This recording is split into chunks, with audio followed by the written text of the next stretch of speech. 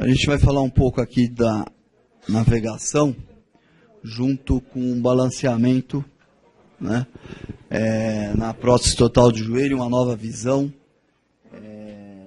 Eu sei que a navegação não é uma coisa muito frequente nos serviços que vocês frequentam, né?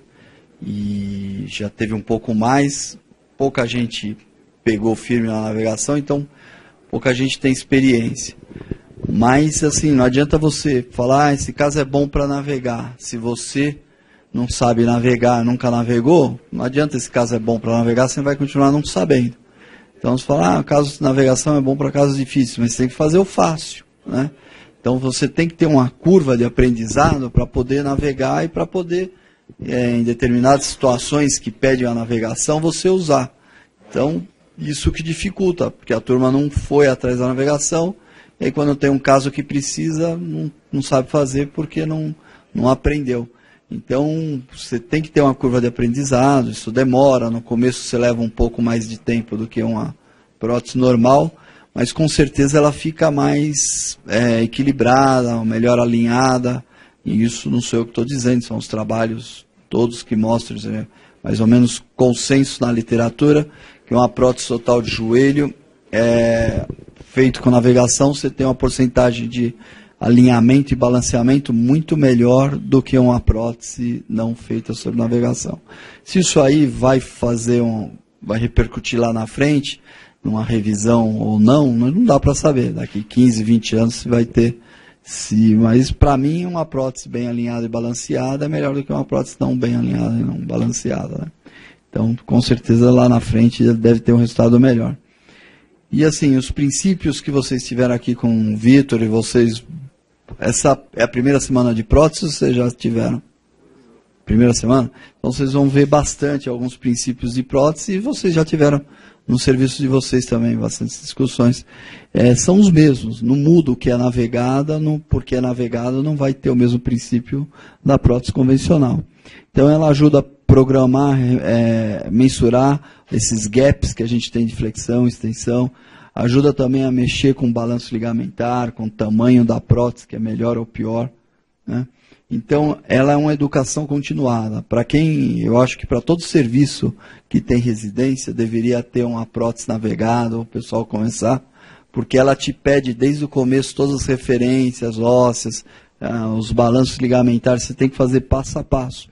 Então, é uma educação continuada para poder fazer uma prótese. E você vai se familiarizando com essas referências que você faz uma prótese. Muitas vezes você vai tá com algum preceptor, algum professor fazendo, e faz naquela rapidez, tal, a prótese tem que ser rápida, não infectar, e passa batido por várias etapas. Não que ele não sabe, ele sabe, mas acaba não passando para vocês, porque entra aquele esquema de rapidez de fazer uma prótese, e não faz esse passo a passo, esse detalhamento que deve ser feito. Então a navegação ela melhora o alinhamento, ela otimiza a posição do implante, a gente vai explicar o que é isso, e ajuda nesses grandes deformidades, varo, valgo, flexo. A liberação que a gente faz é sempre seletiva, não é pegar aquela rugina e liberar toda a colateral medial, todo o colateral lateral, e posicionar os implantes, ela também pode melhorar esse posicionamento. O que você tem que ter junto com a prótese? Junto com a prótese você tem que ter alguma coisa que faça essa distração, esses laminares spreads, tensionadores, blocos espaçadores, vocês vão ver com detalhes, mas a melhor associação é quando você tem esse tensionador, esse laminar spreader junto com o navegador. Então, isso aqui é um laminar spreader, né? Isso aqui te abre de um lado, abre de outro, e você consegue mensurar para ver se está equilibrado, né?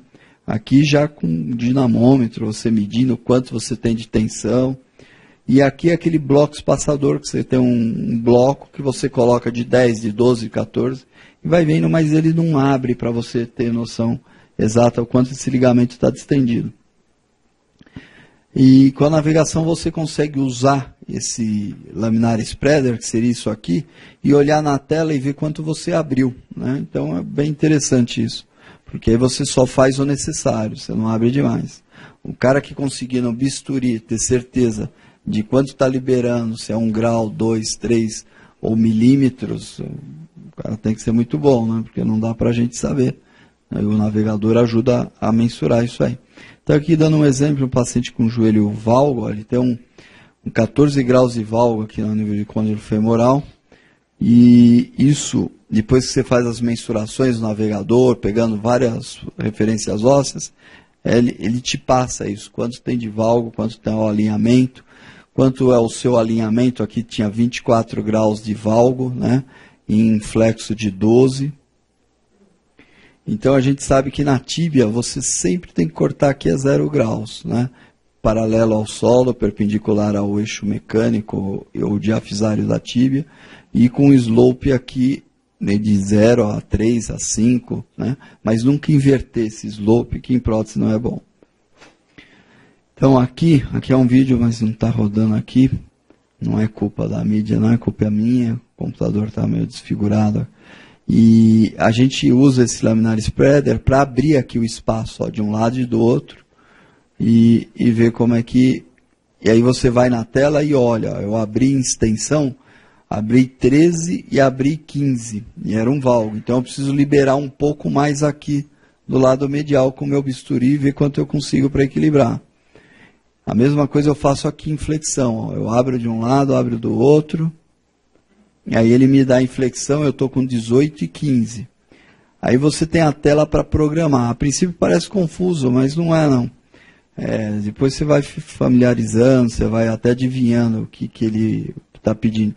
Aqui eu tenho um fêmur tamanho 4. Então você tem que ter aquela noção. Quanto maior o tamanho do fêmur, você vai mexer no gap de flexão. Porque a espessura distal dele é sempre 9 milímetros. Então se eu tenho um gap de flexão muito frouxo, eu aumento o tamanho do fêmur. Se eu estou naquele limite, né? Não é que eu vou pegar um fêmur 2 e colocar um 5. Mas se eu estou com 3 e o 4 e o meu gap de flexão está frouxo, eu vou para o 4. Senão mantenho o 3. E aqui eu tenho 3 graus, ó, de abertura medial e 0, então o ideal seria ficar 3 e 3 aqui, né? E aqui esse 10 é o tamanho do poli, né? E 9 é a espessura. Se eu colocar um poli de 12, aí eu não vou ficar homogêneo, não tem um equilíbrio. Isso aqui, ó, eu estou com um gap trapezoidal, a gente quer um gap retangular, né? Então o que eu faço? Eu pego o bisturi e libero aqui, no joelho valgo, eu libero mais aqui para ficar 3 e 3, mas quem me garante, tchau, Vitor, quem me garante que eu vou conseguir liberar isso aí com bisturi 3 milímetros? Não dá para, né? Então eu prefiro arrumar isso aqui no osso. Então a gente faz um ajuste fino ósseo. A mesma coisa aqui, eu estou com um gap de flexão de 5 medial e 8 lateral. Então eu venho com bisturi para liberar 3 para ficar 8 e 8. Se eu libero aqui, existe uma interdependência de gaps. Às vezes abre aqui também, mesmo liberando medial. Então eu prefiro rodar externo aqui e ficar 8 e 8. Né? 3 graus, eu diminuir um pouco aqui, aumentar aqui e equilibrar. Então é isso que a gente faz. Ó. Eu cortei em 4 de valgo, ó, só para lembrar, estava 0, né? No 4 de valgo, o computador me dá que eu fico com 0 e 0. Colocando um polietileno maior aqui de 16 e cortando um pouco mais de osso. E eu rodando 4 graus de rotação externa, eu fico com 2 e 2 de folga. Então, eu estou com a prótese apertadinha em extensão, que é importante para você andar e ter uma estabilidade, e com 2 milímetros de folga em flexão, que não dá problema nenhum. E aí você faz, hoje está muito na moda aquela estabilidade mid-flexon, com flexão em vários graus de flexão, você olha e vai vendo no navegador se você tem uma abertura maior ou menor. Aqui ele te dá o quanto você cortou, ou vai cortar, ou precisa cortar, e depois a prótese bem posicionada, alinhada, aqui os sensores, né, que captam essas imagens, né, é um raio infravermelho, bate numa esfera e ele devolve para o computador as medidas lá que você tem que ter, que aparece na tela. Então, um conceito que é novo, que existe na literatura, mas assim, pouco divulgado, isso aí não tem no INSA, vocês não vão encontrar isso aí, tá? Esse balanceamento fino, ósseo, usando navegação. Então, para pequenas correções que você quer fazer um balanceamento, você não precisa mexer em partes moles, você mexe no osso. Você pode fazer esse ajuste fino ósseo. Então, o componente femoral, você pode cortar mais em varo, cortar em valgo, pode rodar interno, rodar externo, sempre procurando um melhor.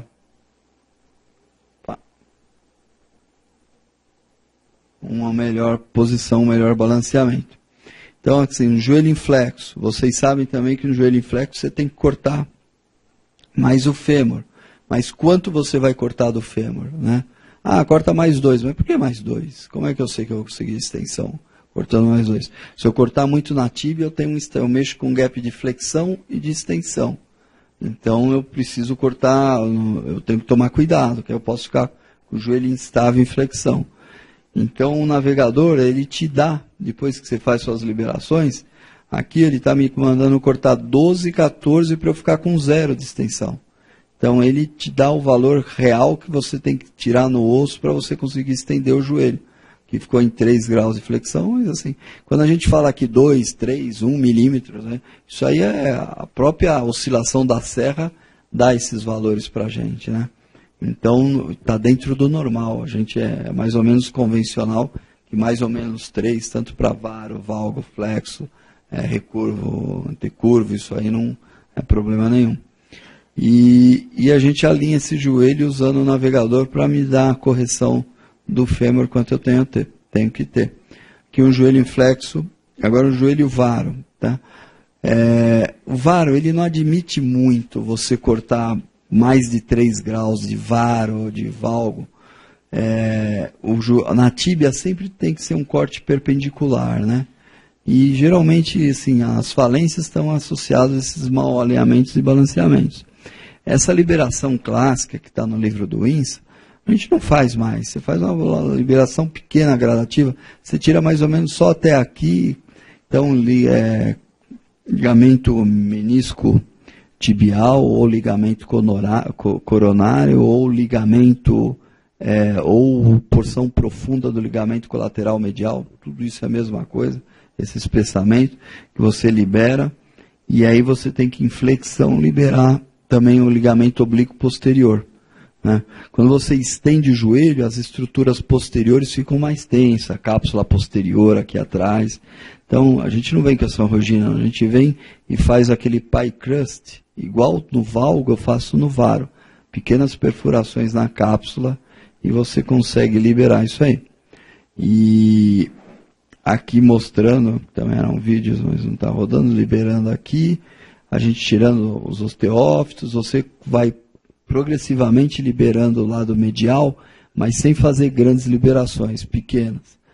E claro que em determinados varos grandes você tem que fazer grandes liberações, e valgos também, mas sempre uma coisa passo a passo, nunca. E a gente chama de liberação seletiva e gradual. E faz a mesma coisa que eu fiz no valgo lá, eu vou abrindo em extensão, em flexão, e depois entro naquela tela para ver o quanto eu vou precisar cortar.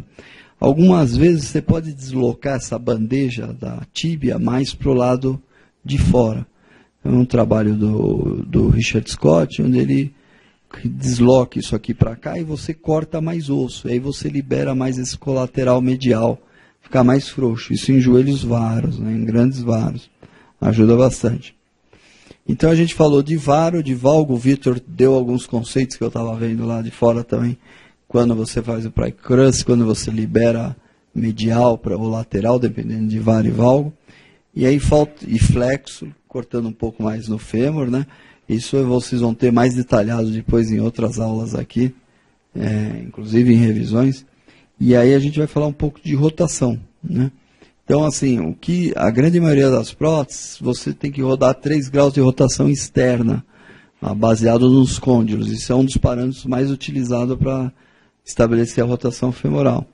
E não é o que a gente vê, assim, na navegação você permite mensurar esse gap, e de acordo com o gap de flexão, você rodar mais interno ou externo, que facilita o seu equilíbrio.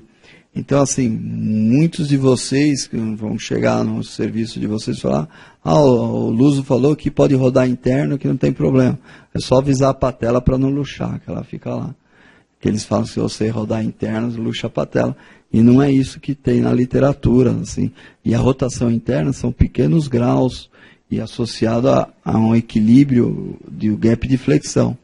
Então, você, por exemplo, nesse caso, eu tenho uma liberação, a rotação externa muito grande. Cadê meu mouse aqui? Então, aqui, ó, ele está rodado externo, aqui está a patela. Então, muito grande. Se eu começar a liberar aqui, eu posso ficar com um gap de flexão muito grande e não ter pole para colocar ali. E aí você tem que ir com calma. Então, eu estava com 14 de abertura aqui no gap de flexão, né? É muita coisa. Então, se eu rodar interno, eu consigo equilibrar. Eu rodei 5 graus de rotação interna, fui para 6,3. Então, ficou entre aquele intervalo de mais ou menos 3 que a gente acha aceitável. E eu consegui equilibrar essa prótese. Tá? Isso aí, mais ou menos tem uns 8 anos. A gente começou com a navegação forte aqui, eu pessoalmente, né? Já tinha aqui. Com esse modelo, foi logo o começo desse modelo da Esculap, né? Antigamente eles faziam no HC, mas não tinha esse equilíbrio de gaps no navegador. E comecei a ver isso aí fui falando em rotação interna, eu levava muita pancada nos congressos, que isso é errado, que não existe e tal. E aí você ia lá para fora, alguns autores começavam a falar nisso também. E gente muito influente, o próprio Richard Scott mostrava algumas situações sem rodar interno, o Ian Vitor, que veio no congresso aqui, e o Bonan, da França. Então você tinha umas pessoas de grande influência no meio de cirurgia de joelho, já falando nessa posição de cortar mais em varo, cortar mais em valgo, coisa que não está no livro de vocês nem podem falar numa prova, né? Inclusive para cirurgião de joelho, não pode falar que você roda interna, que o cara vai te dar errado, mesmo na prova oral, e não vai cair isso na prova escrita para vocês também, porque não está no INSA. E aqui tinha outras situações, ó, nesse caso. E só dá para a gente ver porque a gente percebia que com o navegador começou a abrir um pouco para a gente que acontecia essas coisas. Ó, aqui eu tinha 12 graus de rotação externa, eu rodei 6 de rotação interna e consegui equilibrar. Então, assim, mas são situações de exceção. O normal, aqueles 3 graus de rotação externa, vai muito bem e você resolve 90% das vezes. O problema é aqueles 10% que te complica. Aqui nessa situação, a mesma coisa. Eu rodei 8 graus, ó, de interna e a prótese ficou bem paralela à tíbia, aqui o fêmur, né? Aí você pode falar, pô, por que você não liberou mais aqui? Mas eu podia liberar e ficar muito grande esse gap, e com bisturi eu não sei mensurar quanto eu vou conseguir. Com a serra eu sei. E nesse caso evolui muito bem. Você fala, mas eu não tenho navegador, no meu serviço não tem, eu queria saber como eu me faço para fazer esse equilíbrio de gaps. Então você pega esse laminar spreader, ó, coloca de um lado e do outro. Então aqui a gente está vendo que está rodado externo muito grande. Tem uma rotação externa muito grande. E aqui mais fechadinho, né, o lado lateral. Então você pega, você vê quantos milímetros tem, isso aqui é milimetrado, se não for você vai mais ou menos no olho, dá uma olhadinha, se não tem o navegador. Então eu sei que eu tenho que rodar interno. Essa prótese da Johnson antigamente não permitia fazer a rotação, era só 3 graus fixos. Então eu peguei o lado, aqui era o lado esquerdo, peguei o lado direito e inverti. Coloquei um pino aqui e um pino aqui, ó. E ficou rodado interno 3 graus. Se eu colocasse o pino em cima, um pino para cá, era a rotação externa. Então você pode fazer isso aí.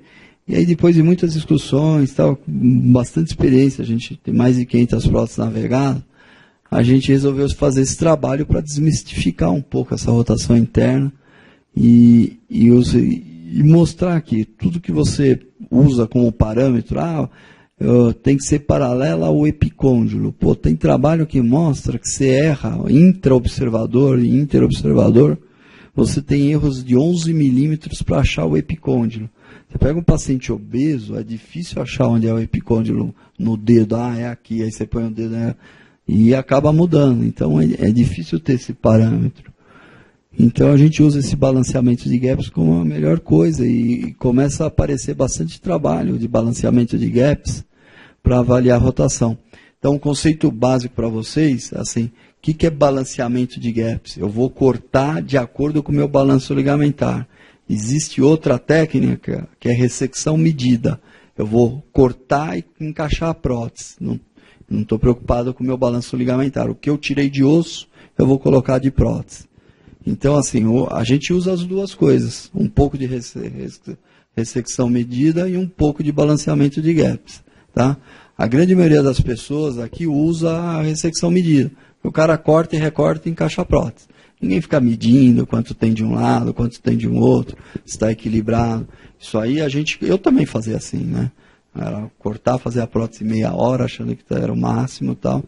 E não é por aí. Aí depois com o navegador que foi mostrando essas diferenças e você tenta fazer o melhor.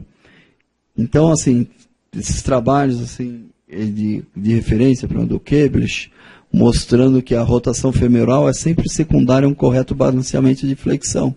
Ele encontrou uma média de 0,3 graus de rotação interna com variação de 6 graus de interno para 4 de externo.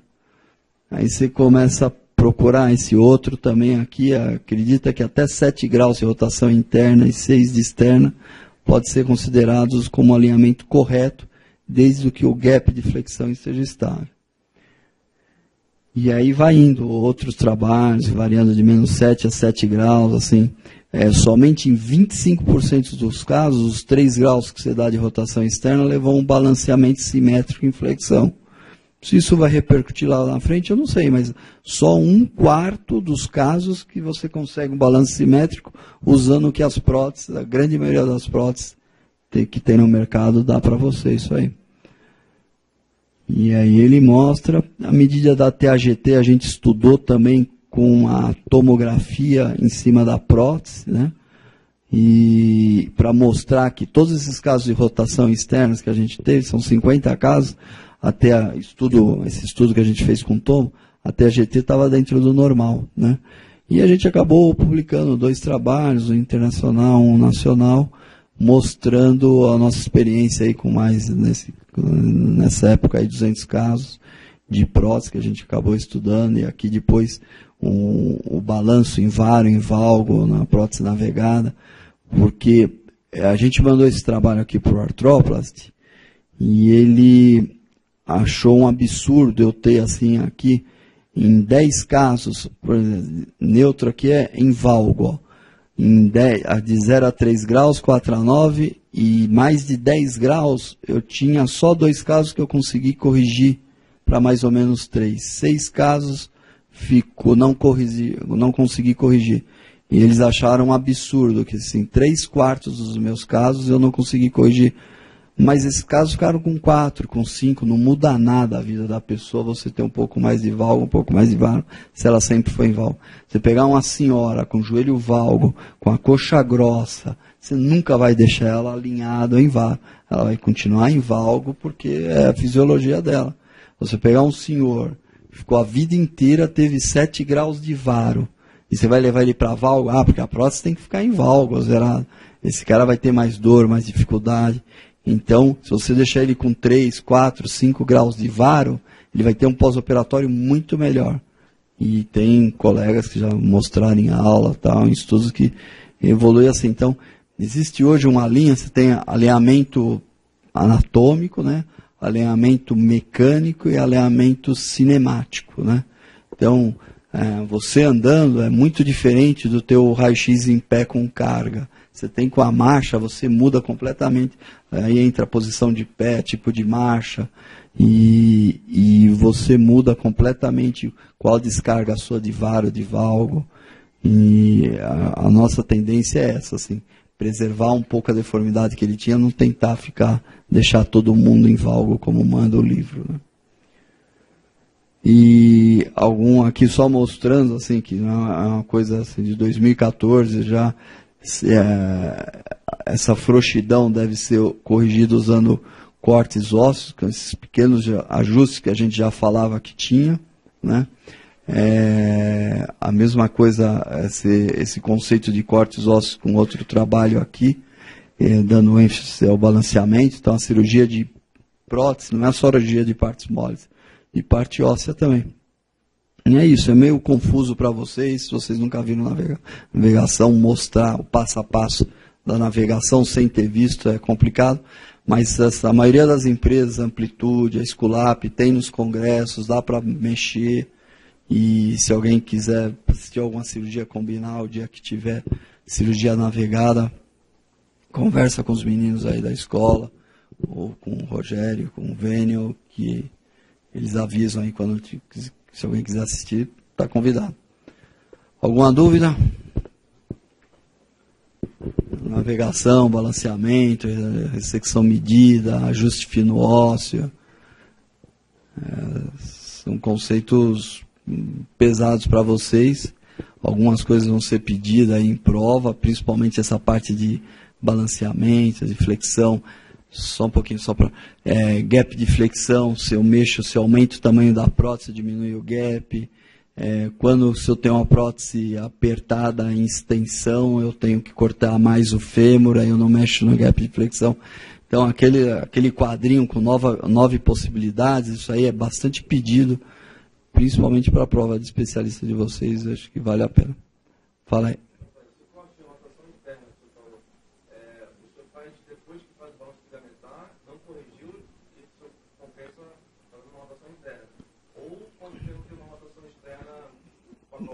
Seria fisiológica, mas seria uma normal. Não, assim, até para conceito, tem alguns colegas que montam a prótese e depois vai fazer o equilíbrio ligamentar. Eu acho que não dá.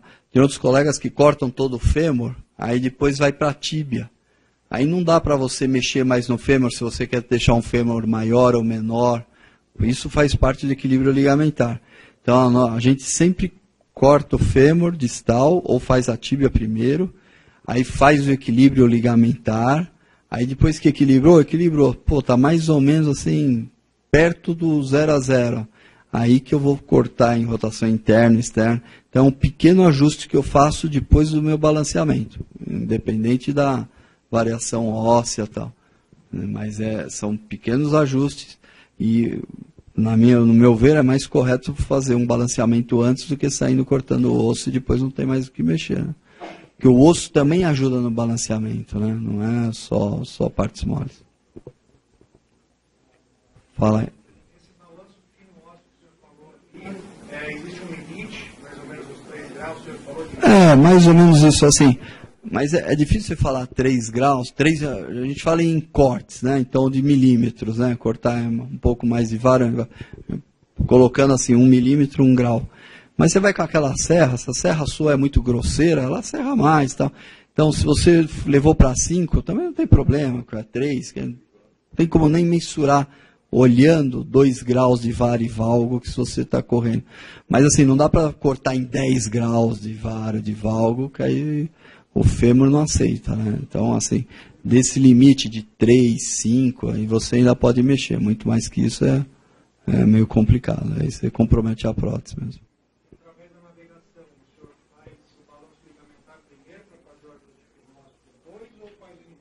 Não, sempre quando na via de acesso eu já começo a fazer o balanço ligamentar. Já libero ali a pata de ganso se for varo, já libero o meio lateral se for valgo. E aí depois, a segunda depois do corte da tíbia te abre mais espaço, joga lá o spreader, aí você vai liberando mais, né? Aos poucos assim. Então eu faço sempre antes. Sempre antes. Mais alguma dúvida? Então tá bom, obrigado pessoal.